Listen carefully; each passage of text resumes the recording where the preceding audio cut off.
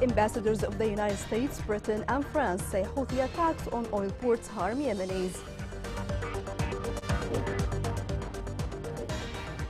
New report reveals that the Saudi-Houthi bilateral talks could pave the way for wider inter-Yemeni dialogue. Houthi continue to target higher education institutions in areas under their control. Good evening. Welcome to Yemen Today TV. I'm Abir Ali and you're watching the English news.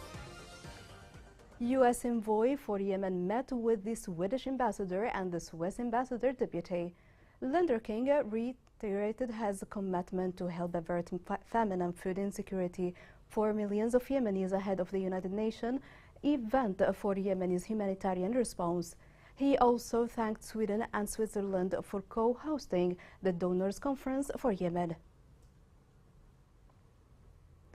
U.S. and the U.K. and France ambassadors have condemned the Houthi violations against infrastructure in Yemen, threatening peace process and damaging the Yemeni economy. This report has more. The ambassadors of the US, UK and France have condemned Houthi attacks against the infrastructure in Yemen and their group's actions that threaten the peace process and damage the Yemeni economy. The three ambassadors called on the Houthis to stop further attacks on civilian infrastructure. They also urged the militia to remove restrictions imposed on women, especially those working in the humanitarian field. Moreover, the diplomats said that they discussed Saudi and Omani efforts spent towards achieving a peaceful solution through dialogue with the Houthis and in coordination with the United Nations Special Envoy Hans Gumberg and the Yemeni government. The ambassador said that those efforts were critical for achieving a sustainable peace in Yemen. They emphasized the importance of a thriving economy in Yemen, the provision of job and livelihood opportunities for the Yemeni people, and the provision of basic public services. The ambassadors also renewed their support for Yemen's Presidential Leadership Council, the government and the central bank in Aden. They affirmed that they would work with the international community to mobilize support for Yemen.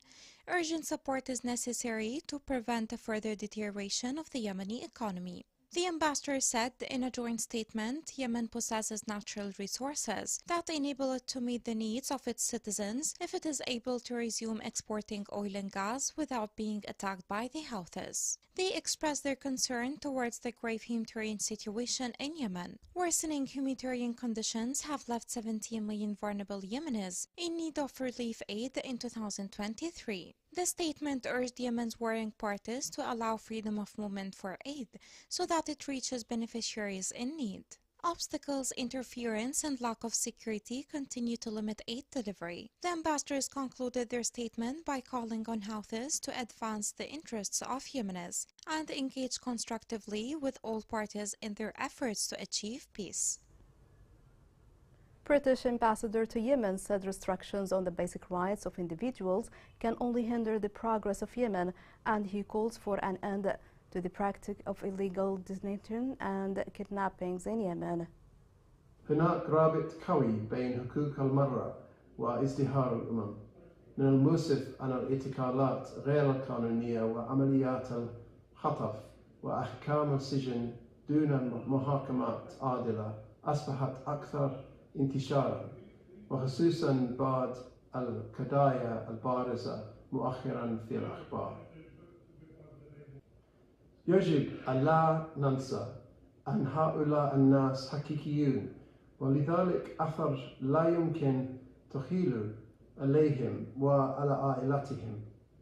أدعو السلطات في جميع أنحاء اليمن إلى وقف ممارسة الاعتقالات غير القانونية والقوانين ذات الصلة بالمحرم المعمول بها حديثا. While the flurry of continuous political mediations may signal favorable changes on the ground, the only way to establish long-term peace in Yemen is to address power disparities between the warring groups. This report has more.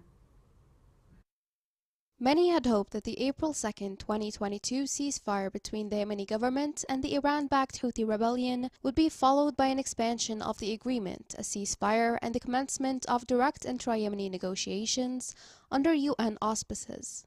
6 months later, in early October, the Houthis raised the bar on their demands by refusing to extend the truce for a third time on the previous terms, adding a new demand that salaries for civilians, military, and security personnel in territories under their control be paid with government oil and gas revenues. The ensuing standoff may have aided the progress of Saudi and Houthi discussions in recent months. Saudi Arabia and the Houthis started back-channel negotiations in June 2022.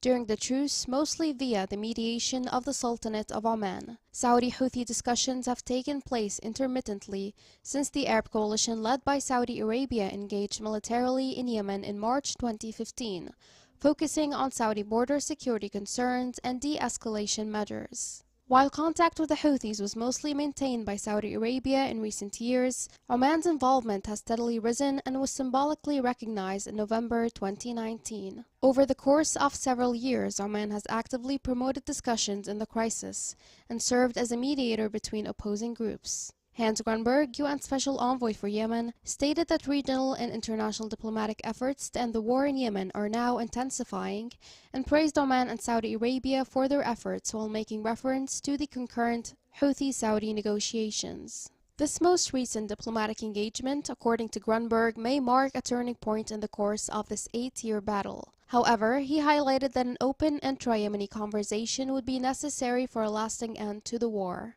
While the frenzy of ongoing political mediation is a development that may herald positive shifts on the ground, Yemeni discussions are crucial to truly breaking the cycle of violence and bloodshed that has persisted for 8 long years. Ukraine president planned to give the opening address at a major annual conference on international security policy. Russia's invasion of the Ukraine was expected to dominate the event after almost a year of war that has produced worldwide repercussions. About 40 heads of the state and government, as well as politicians and security experts from almost 100 countries, China, were expected to attend the 3-day Munich Security Conference in Germany. President Rashad Al-Alimi met with the High Representative of the European Union for Foreign Affairs and Security Policy. The meeting touched on local developments and urgent European inventions to alleviate the human suffering of the Yemeni people. The President of the Presidential Leadership Council praised the advanced European role in understanding the Yemeni issue. 6 soldiers were killed and wounded when 2 explosive devices exploded that targeted military forces in Abyan Governorate. Military sources reported the death of 2 soldiers and the wounding of 4 others in a new terrorist operation by the Al-Qaeda. This is the 3rd terrorist operation of Al-Qaeda since the beginning of this month, as the Governorate witnessed 2 other explosions.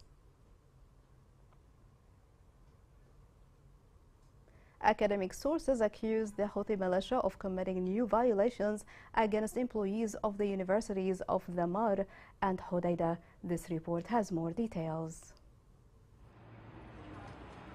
The Houthi militia expands the targeting of higher education in its areas of control, as some academic sources accuse the Houthi militia of committing new violations against the employees of the universities of Dhamar and Al-Hodeidah in the context of its continued tampering and systematic destruction of the most important sector in all areas under their control. The sources pointed out that some of these violations are represented in the closure of the Faculty of Engineering at Dhamar University after an attack against the dean of the college, where a group of members of the so-called University Student Forum affiliated with the militia in the university stormed the college building and closed it by force. And that attack took place in full view of the militia security forces, who didn't give attention to this crime. The sources pointed out that the members of the militia are carrying personal weapons after the raid and closure of the college building to attack its dean and prevent male and female students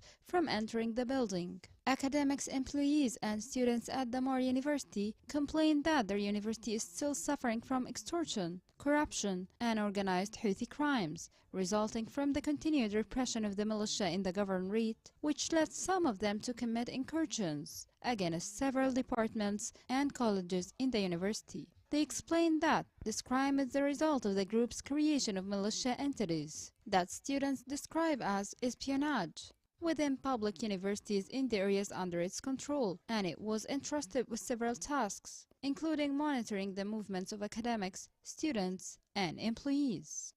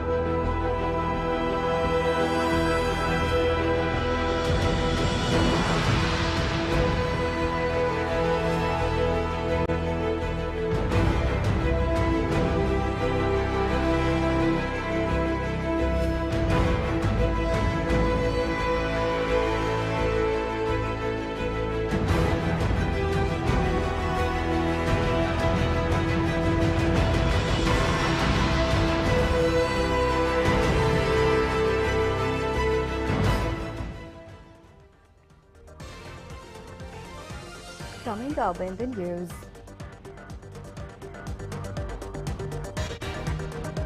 For the first time, a women musical band is starting in the interim capital of Aden.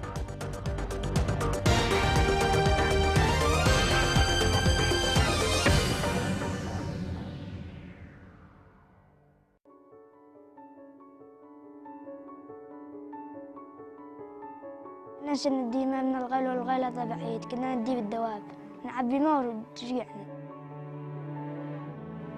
ننزل الساعة 5 رجعنا الساعة 9. ما يجي إلا ظهر لأن زحمة ما حد لي يخلي الجهل يغرف، وإحنا تعبنا زيادة.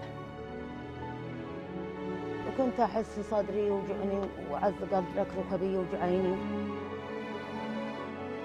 كنا ما نستخدم حتى نغسل أولادنا إلا يعني بأيام معدودة. كنت أغيب على المدرسة لما كنت أروح الديمة. حتى وإن كان يجي الأمطار تروح هدر لأنه ما في معي خزانة. الوقت نشتري ب30,000 دي معها استهلاك ما يغلقش معها الشهر. لا راح تطلب الله ولا أي حاجة، عاملة كل شغلك على الماء. Welcome back. The city of Aden is witnessing a remarkable artistic and musical movement through the training of a number of girls in the field of playing music. In preparations for the establishment of the first women's musical group in Yemen. This report has more details.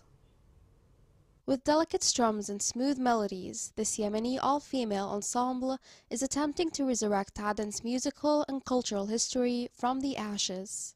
10 Adeni women entered the world of music through the Art is My Profession project, which was adopted by the Aden Foundation for Arts and Sciences. The initiative taught women the fundamentals of music as a preliminary to forming Yemen's first all-female band. The Art is My Profession project is aimed primarily at women who are involved in the creative community or who are interested in musical arts as a hobby. The project's purpose is to revitalize the creative and cultural scene by utilizing the abilities of young and qualified individuals. The initiative, which is the first of its kind in the city, serves as a cornerstone for bringing Aden's musical and cultural heritage back to life and reviving the city's long-lost peaceful culture. The women's families encourage them to enroll in music classes. With enough support at home, the women hope to overcome the society's preconceived notions about women's participation in such arts. Society's view of the violin is that it's only for elder men. In singing gatherings in the past, it was carried by men. It is not regarded as a feminine instrument. Most people think female violinists will end up abandoning their craft and settling down. Inspired by Aden's rich musical heritage, these women strove to restore the governorate's artistic and musical status. A Yemeni mother has given birth to a baby girl 10 hours after being rescued from the earthquake in Turkey.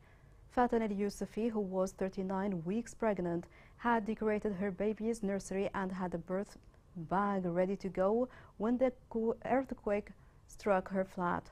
After 10 hours of fear for the safety of her unborn child, she was pulled from the rubble by a family friend and rescue workers. United States federal authorities have charged a Yemeni father and son for forcing their daughter into a marriage.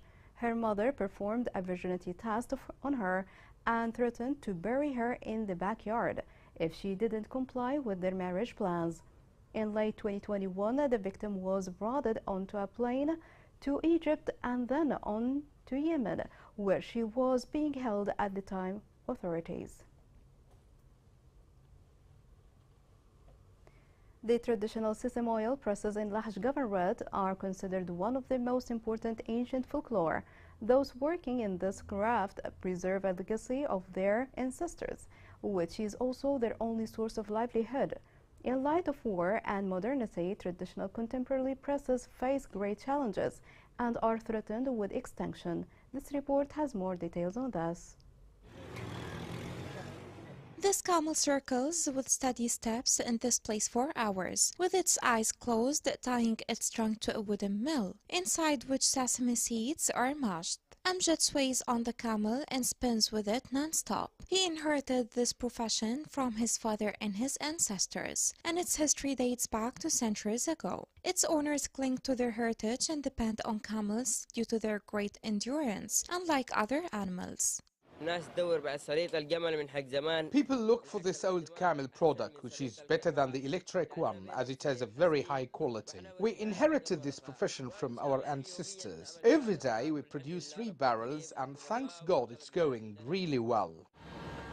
Great challenges face traditional sesame oil presses to preserve a heritage that goes back to centuries. The owners of presses in Lahj are not optimistic because of the lack of interest and support in the traditional industry in a country suffering from poverty and war since 2011. Sesame oil in Yemen is widely known for its multiple uses, and its traditional presses are still steadfast despite the entry of many types of oils. Sesame oil still dominates these types, and they call it the current salad in the jungle.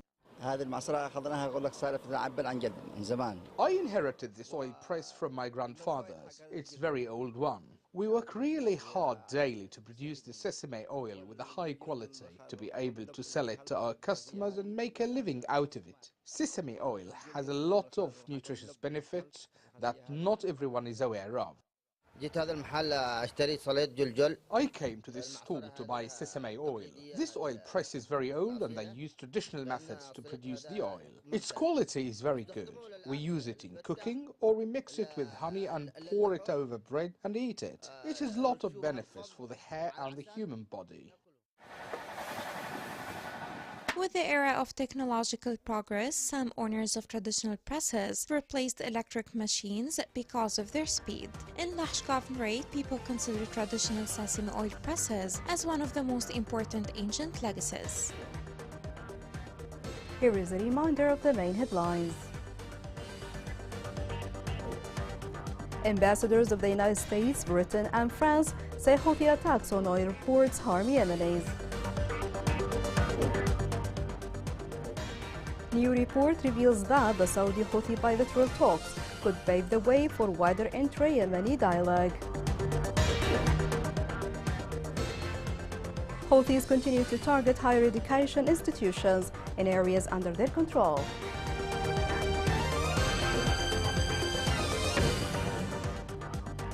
This is the end of the news. It was Abir Ali, and thank you for watching.